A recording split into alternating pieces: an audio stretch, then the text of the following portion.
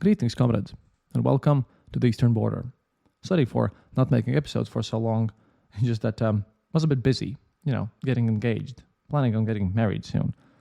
Those of you who are on my Discord channel already know, but for the rest of you, I intend to get back into proper settling down in marriage. That took some time, and Evit is already a bit angry because I spent all this night working instead of properly sleeping, and she's not happy and says I should take care of my health more, which I should, but you also deserve some episodes because, the previous one that we recorded, that's going to be out in Saturday or Sunday because Annette, our editor, she's in New York City right now, so she can't really edit our interview. More discussion, more bit of a torture of myself with Alex from History Impossible, where we talk about the delusions of the pro-war Russian side.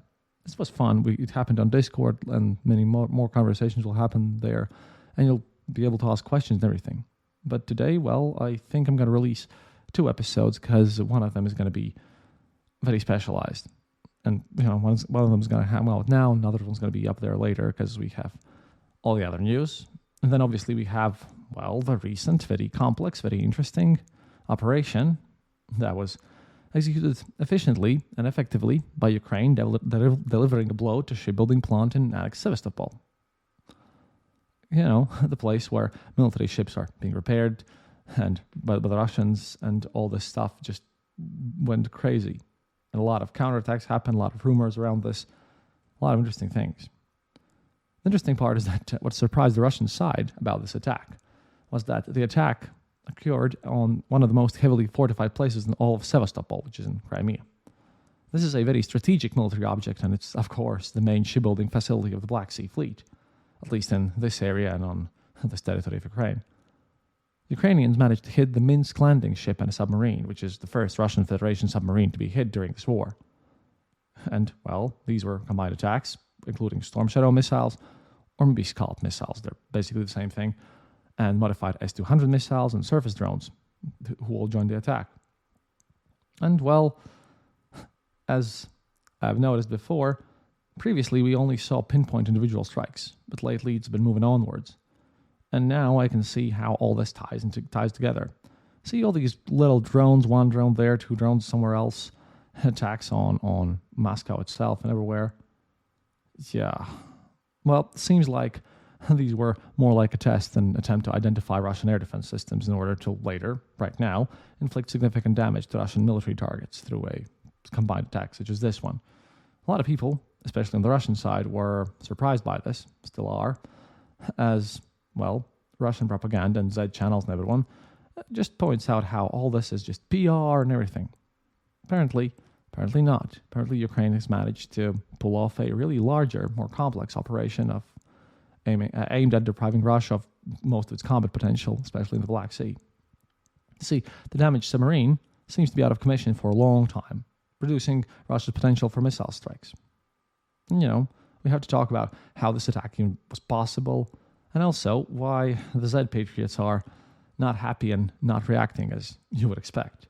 And of course, what to expect in the future, because this is an important moment in the history of all this war, because Ukraine is currently increasing its potential to strike military logistics, military infrastructure, and Russian military targets every month through these aerial drone attacks and maritime drone attacks and missile strikes and everything. And this whole thing needs to be addressed for once we have a combat situation going on here and not some Prigozhin's nonsense. So what exactly happened? You all at this point have seen photos and videos of burning ships in Sevastopol. Ukraine struck a shipbuilding plant and over there injured over 20 people, 2 of them died. I think that, the numbers are iffy as always because it's a secret military facility. Well, not secret, but closed really. And, some of them seem to be employees of the plant, others were crews, quite possibly sailors. It's obviously impossible to determine who exactly was there and in what capacity, and we'll never find out because some people from the Moscow ship, they're still missing in action. So this was a military facility. There were no civilians, so at least we know that one. But a landing ship and a submarine, both who were linked to the attack on Vinnytsia. They were damaged in the night of September 13th, for those of you who are listening to this later. And it's important to note that this was not just a random missile strike. This was a combined strike. And this is significant because Ukraine this time managed to overload the Russian air defense system. Now, this tactic is not new, and their opponents, Russia, and our opponents as well, they use this often. And Russia regularly uses it when drones, particularly those that have become more noticeable, are involved. See, earlier in this war, when Russia started targeting civilian infrastructure, especially energy infrastructure in Ukraine in the last winter, drones became a big problem for Ukraine. It was difficult to completely eliminate them by using the existing air defense systems because they are small targets and it would be costly to use expensive ammunition against them. However, in this case, when infrastructure is targeted and everything, they can cause huge damage, and cost of ammunition, although prohibitive, sometimes is judged worthy. Now, in the current situation, after a few months, when Ukraine had, by now, more simple, effective, and importantly, inexpensive ways to shoot down drones, Russians started using them to overload the Ukrainian air defense system. They would launch more missiles through the Ukrainian air defense, allowing more missiles to pass through. The main difference between Sevastopol and Ukrainian cities is that, Russia constantly uses these things to attack Ukrainian cities and the shelling has become so frequent over there that it often doesn't even get mentioned in the mainstream news. I mean, we even noticed that when we were there. The strikes against civilian infrastructure are often carried out for the show. In the past, some people had the impression that the Russian missiles could deviate from their course and hit Ukrainian air defense systems, but those theories, they no longer exist. Because you see, Russia deliberately targets civilian objects, likely presenting them as military targets to the leadership. This was seen in Konashenko's briefings. I mean, who even listens to the guy anymore? When he claimed that the Russian multi-story building was hit, but it was actually civilian objects and civilian infrastructure that were hit. Putin himself admitted that Russia was targeting Ukraine's power infrastructure, which is an attack on civilian objects and a war crime by default, but they do that. Unfortunately, obviously in these cases, casualties are unavoidable due to the large number of missiles and drones launched. Where they are destroyed, there are fragments that hit civilian objects, and unfortunately there are situations when, anyway, one or two missiles fly through the air defense system and reach their targets, which are, in Russia's case, often civilian objects, including apartment buildings. But, however, you have to notice, a bit of a tangent on the Russian side here, Ukraine has learned to cope with this much better than the Russian countryside, because on the Russian side, such strikes have not been carried out, or practically not been carried out, because in order to do so, you need missiles, and you need missiles that will operate at long distances and hit with precision. And these missiles, Ukraine got only relatively recently. We're talking about, obviously, Storm Shadows and Scalps and everything. So, this allows Ukraine to strike Russian rears more effectively. As we have seen in the strikes of Russian-occupied territory in Crimea with these Storm Shadow missiles, and including strikes on warehouses with Russian ammunition. So, despite how much Russia yells at it, Crimea is still occupied territory, Ukrainian territory. So, the Western agreements with Ukraine that Western weapons cannot be used out to carry strikes on the territory of Russia do not apply to Crimea. We worried about that earlier, but this is important. And, should be said separately that apparently Sergei Shoigu and Minister of Defense, he had stated previously that any strikes on Crimea with Storm Shadow or these Scalps, that all of this will be a new escalation for war and Russia will respond to it.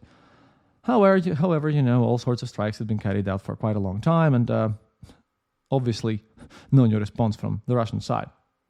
This, by the way, is important because apparently, as we found out, this strike, which happened, as internet tells me, on Western sources tell me, apparently this strike was something that Elon Musk was so afraid of that he actually cut off this internet or did not provide it or something of that sort. Since apparently when he found out previously in autumn or something that Ukraine was planning something like this, he apparently called the Russian ambassador to the United States and had a talk with him, and he managed to somehow believe that yes, there will be nuclear strikes for this. And now exactly what he had been afraid of has happened, and we're not going to see anything like that, like a nuclear strike or any just other retaliation of these moreover endless red lines. And not because Russia doesn't want to, but at this point because Russia can't. Russia doesn't have the physical capability to use more weapons. Yeah, after successful attacks, Russia is making record salvos with its missiles and drones and everything, and it's happened now as well, but about that in the evening episode, because there were strikes on Odessa last night and everything. But Russia is just blasting back in some sort of random assault drone attack or missile attack, no matter what happens. And Russia is just using it constantly all the time, despite the fact that, Western media says Russia has increased production of missiles and everything. Yeah, they use them way more, and they have lack of shells, everything. Russia, at this point, is literally using everything it has in this war except, nuclear weapons. See, this is crazy because Russia, doesn't want to escalate with NATO as well, especially after all the threats. And Russia might say that they're in war with all of NATO and everything, but as we can see, they are still afraid of all this situation.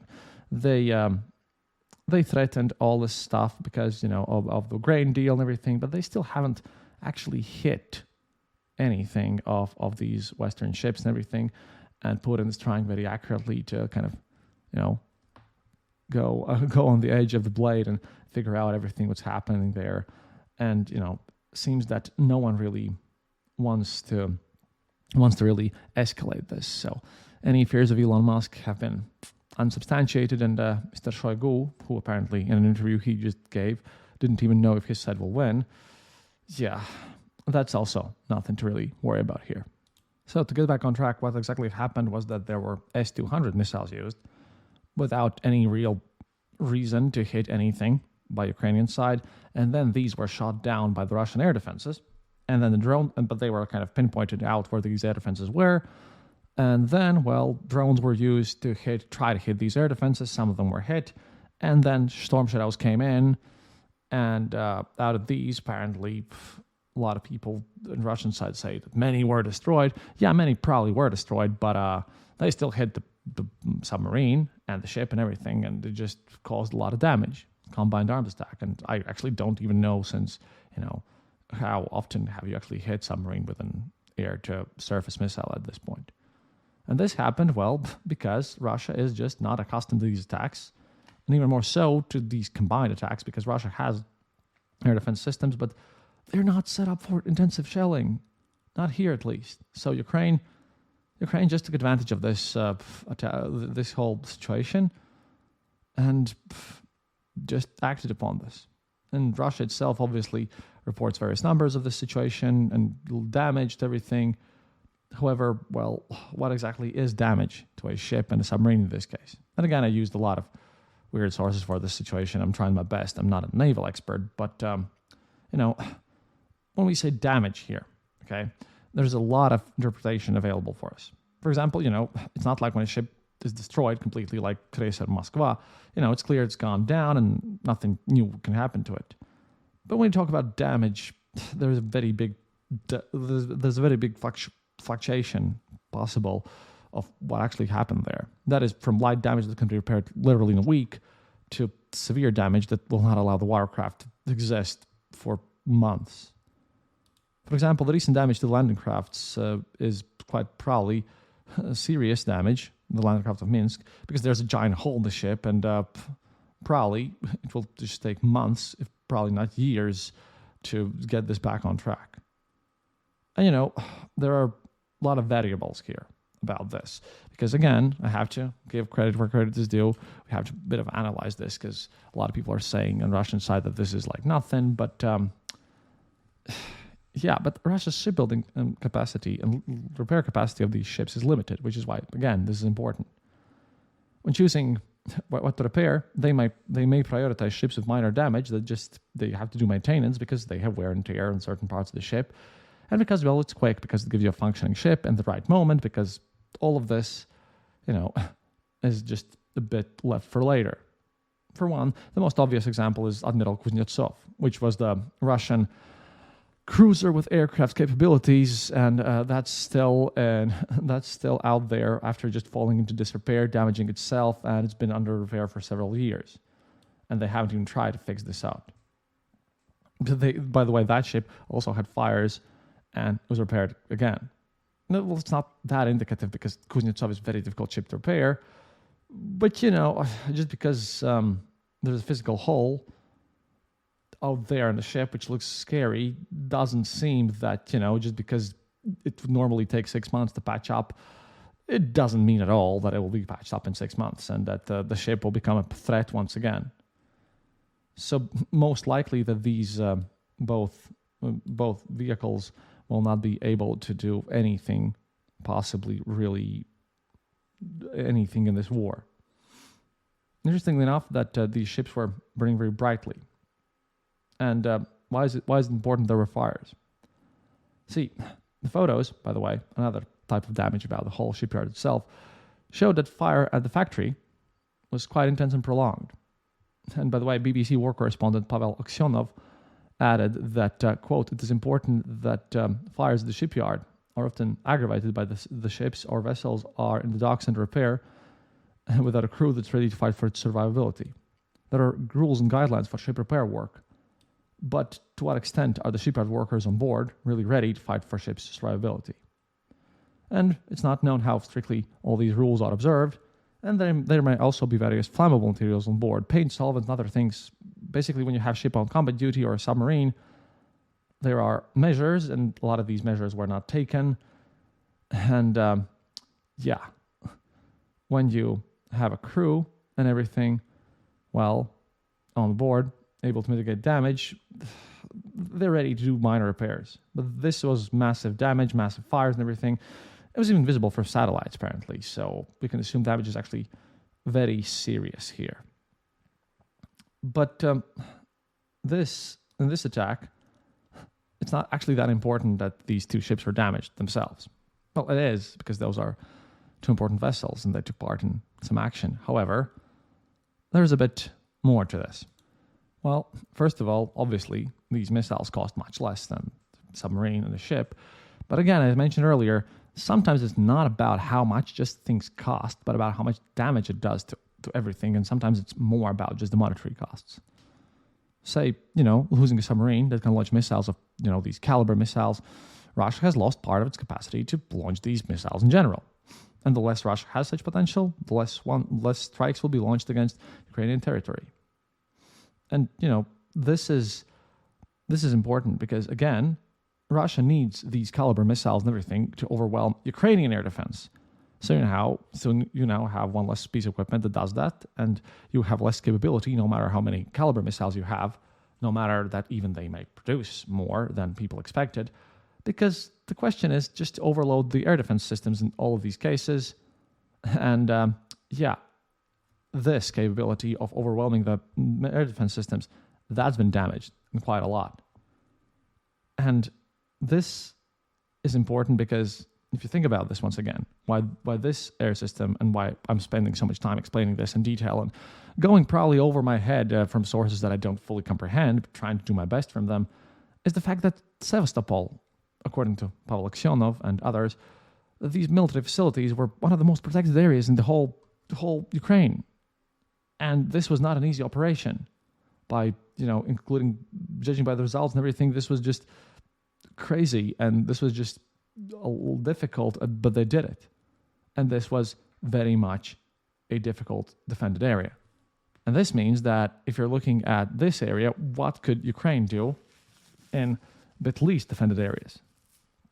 So it means that Russia will once again have to take its air defense systems and reinforce Sevastopol military facilities. And, if we're talking about the whole front line, and not only the port itself, but all the others.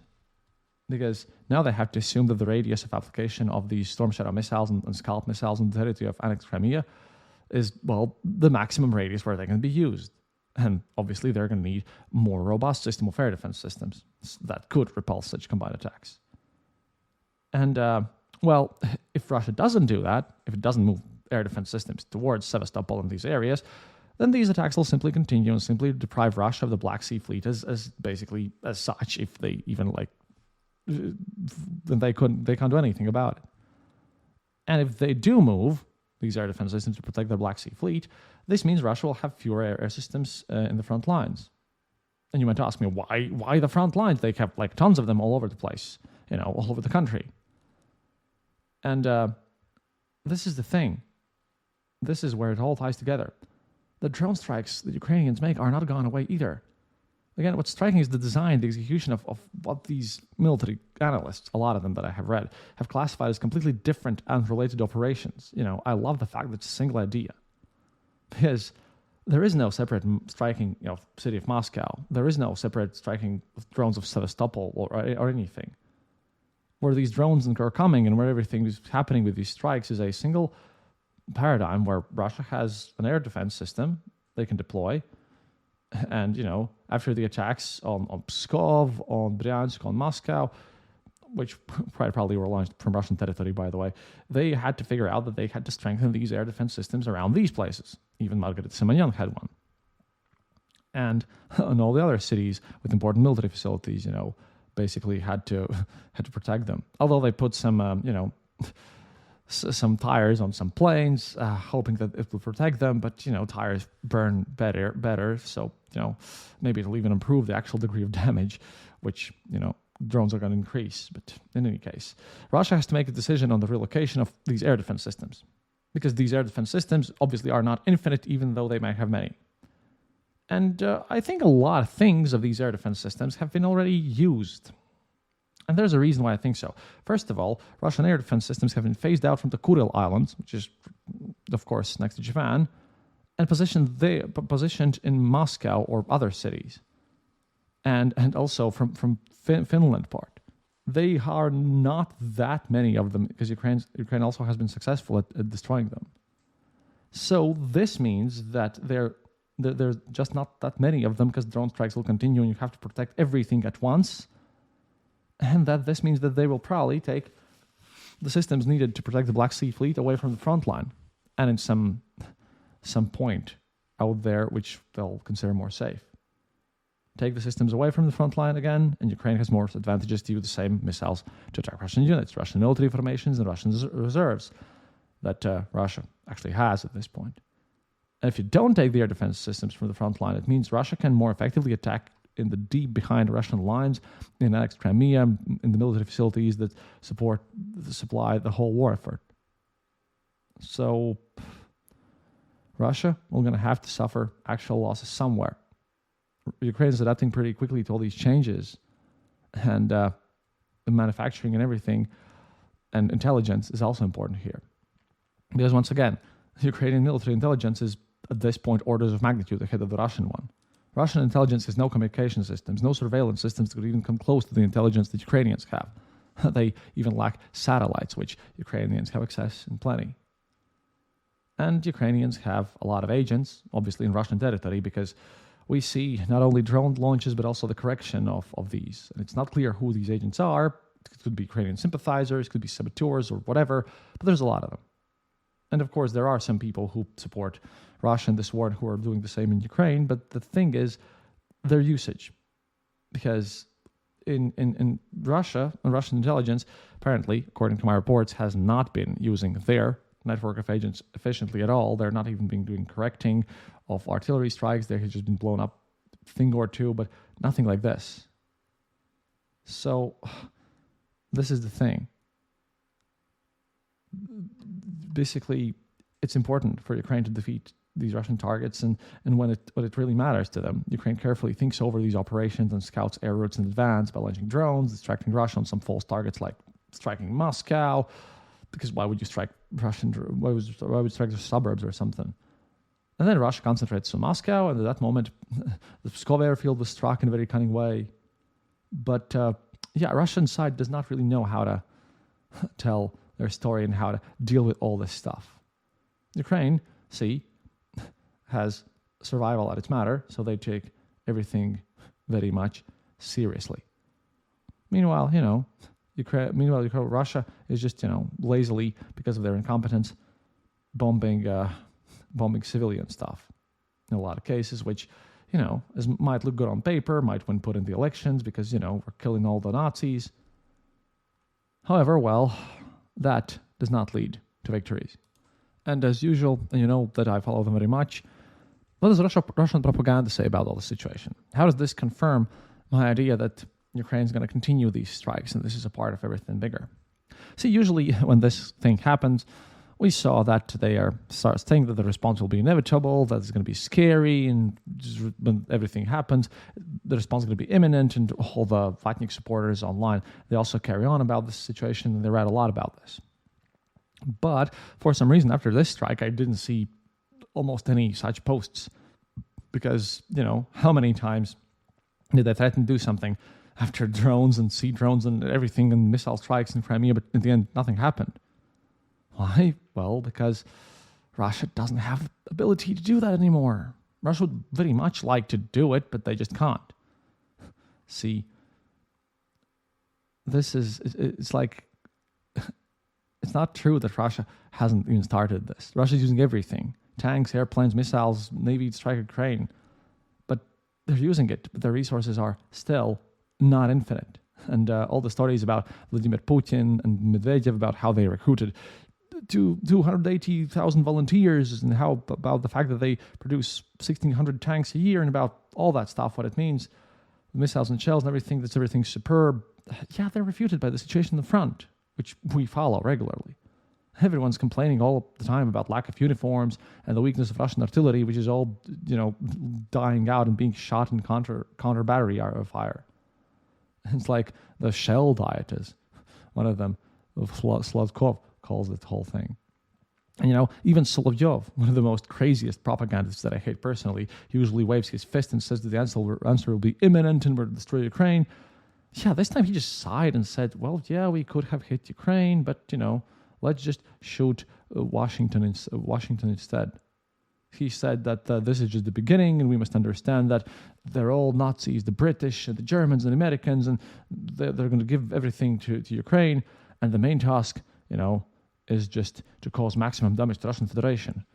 And that, I quote here, yes, we can respond to Kiev and to Odessa, but we should respond to Berlin, to London, to Washington, D.C., New York, places where these non-people hang out, where we should hit the administrative buildings where the true decisions are made. He also mentioned that you have to hit Poland, base where everything comes from, and all this stuff. Now, obviously, no one really would have seriously called for strike against Washington or Britain or anything else and bring on the whole of NATO, but it's just a thing that they say, and he's really sad about this situation. This is just, he's truly saying that, we don't even need to strike back Kiev. You can see very well that there will be no retaliation strikes except random drones thrown at Kiev and other cities once again, this time at Odessa, and nothing serious against military targets whatsoever. So all these people are just soaping around, being sad. This time there are no screams. This time there are no craziness, nothing about everything that's happened with this, and no red lines this time. None of this. It's because they can't do it, and they know this is going to continue, and that this is a problem. Meanwhile, Putin, in his economical forum, mentions none of this stuff at all, and talks about some sort of crazy nonsense. And, we'll get to this in the following episode after this. It's just that everything continues on super simply for Russia. They don't seem to fix this, and now the generals are just scrambling to figure out how to bring this into a good light. No one really expected this, at least not on the Russian side. And Russia has a lot of resources and a lot of capabilities. However, I think this is one of these breaking points in the war where we are seeing that even propagandists of the Kremlin don't really have a proper answer to this. And we have a successful combined arms operation, combined strike from the Ukrainian side, which will probably continue because, I think they've tested enough and they'll test more. And then Russia will just move these anti-air defenses away some more. And, it's either going to be ammo depots that explode soon or even more ships. I'm certain of this. Something big is brewing out there, and also confirmed from some of my sources. And it's a bit insane how everything just falls together. This war might just, might not last as long as everyone keeps expecting. I keep hoping for this because, again, a lot of depends on this from the Western side about their gun deliveries, missile deliveries. But still, Ukrainians have proven that they are very wise when using these things. So now you know a bit more about the bigger meaning of this Sevastopol strike. It's just, it's a thing that shows us about what's going to happen in the future. So in this way, it's so much more than all these ships. And again, sorry, I'm not an expert on naval matters, but I tried my best. But yeah, a lot of other things that I need to talk about. But I just hope that I have explained this whole Sevastopol incident a bit more to you. And yeah, that's going to be it for now. And if you want to support the show, or just, help me out with all the preparing for marriage thing, please consider becoming my Patreon on patreon.com/theeasternborder. Or, if you like it better, you can just go to our homepage, theeasternborder.lv, and click the donate button. Lately, we have a lot of spammers there as well, dealing with a bunch of mess over there, and trying to make sure that I don't go insane while analyzing military data and reading all sorts of papers and stuff. Next episode is going to be all about these other news that I had to skip to talk about all this Sevastopol incident. But, then there's going to be a discussion with Alex. We're back on track and working really hard. I hope if this was a bit tangenty, again, it's because my notes for this were pretty scrambled because of all the naval matters. But yeah, до свидания, товарищи. And remember, happiness is mandatory.